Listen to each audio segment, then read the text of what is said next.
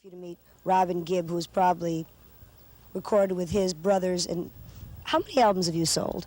I don't know. Lots. I know we've sold lots because I've seen the figures, but I mean, I've seen the figures over the years, but I don't really know. It's something we don't measure in terms of success and how many albums. I know that Saturday Night Fever sold 35 million. I read a very interesting article, and I know that you have been in a big lawsuit. That's right. Why don't you tell everybody a little bit about it? Well, it was by a guy in Chicago by the name of Ronald Sell, who wrote a song in 1975 called Let It End. We wrote a song called How Deep Is Your Love right here in France, along with Staying Alive, Night Fever, If I Can't Have You, and all the other songs from Saturday Night Fever. We wrote them right here in France, in Paris. And we were here for 3 months. There are many people who were there when we wrote them, including French people. We wrote the lyrics and the music. This guy in 1979 served a subpoena on us in Chicago, saying that we stole his song. In fact, he'd only written one song in his life, and this was it. And he wrote it in 1975. It was rejected by every single publisher he sent it to. He actually admitted on the stand in court that we had 3 songs written 15 years ago, our own songs, which were brought out on record, that sounded like his, which in fact he could have got them from them.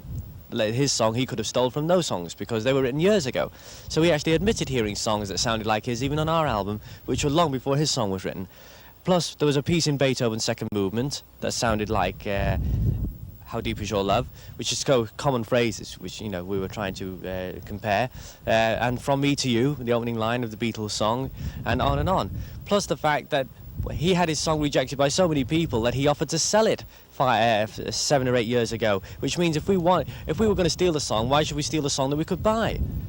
And when he subpoenaed us in 1979, they asked us if we wouldn't want to settle. Well, of course, we could settle if we wanted to. If we were guilty, we could have settled then. They offered a settlement. You know, we could have paid the guy off, you know, nuisance money. But we said, no, we're innocent. We don't pay people off settlements just for that. We knew we were innocent, so we wanted to go to court and prove it.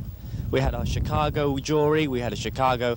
The guy was from Chicago. The jury were all old people. They knew nothing about music. They knew nothing about copyright or plagiarism. Well, isn't it true that they played the song? Was it either for you or for your brother? And they played both songs, and they asked you to determine which was yours and which was his, and you somehow made a mistake. They didn't play both songs. They played a piano piece taken from his song and a piano piece taken from How Deep Is Your Love by an amateur pianist that they taped themselves the day before. So you didn't play the whole song, they just played a little piano, ding, ding, ding, ding, ding, ding, ding, ding, you know, and then that could have been from either How Deep Is Your Love or Let It End. I mean, that's, you know, you can't just sit there and say, oh, that's Let It End or How Deep Is Your Love. One piano piece, you're playing the whole proper songs through. So you have to really be careful. There's always somebody out there that's looking to rip you off. These people, and I'll say it right now, admitted to the press after the case that they had no evidence that the Bee Gees stole their song. They actually admitted it after the court found us guilty of stealing his song. So, you know, these people are crooks. They'll try it on and on and on, and they're everywhere. And if you give them an inch, they'll take them out. If they can get into a court, they'll try it. They'll create their cases anywhere.